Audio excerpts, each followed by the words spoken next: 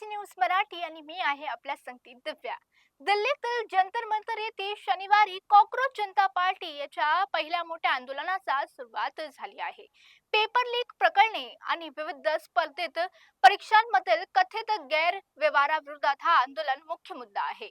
संघटनेचे प्रमुख अभिजित दिपके अमेरिकेतील बोस्टनहून दिल्लीत दाखल झाले असून त्यांची आंदोलनाची तयारी सुरू केली. केंद्रीय शिक्षण मंत्री धर्मेंद्र प्रधान यांच्या राजीनाम्याची मागणी करत त्यांनी या आंदोलनाची घोषणा केली.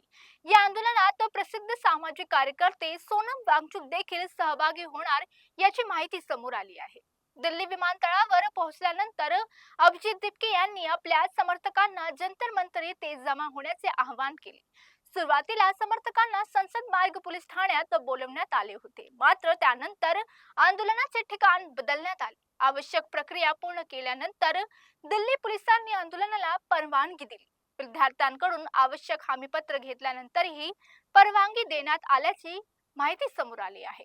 आंदोलनाच्या पार्श्वभूमीवर जंतर मंतर पासून दिल्ली विमानतळाच्या सुरक्षा व्यवस्था कडक करण्यात आली. राजधानीतील विविध जिल्ह्यातील पोलीस दलाला सतर्कतेचा इशारा देण्यात आला. तेही नवी दिल्ली जिल्ह्यात सुमारे 2000 पोलीस कर्मचारीची तैनाती करण्यात आली आहे.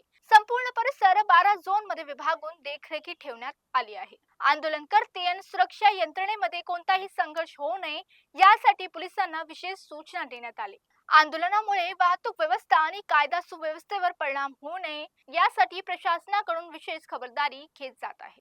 तर मोठ्या घडामोडींसाठी पाहत रहा डीसी न्यूज मराठी.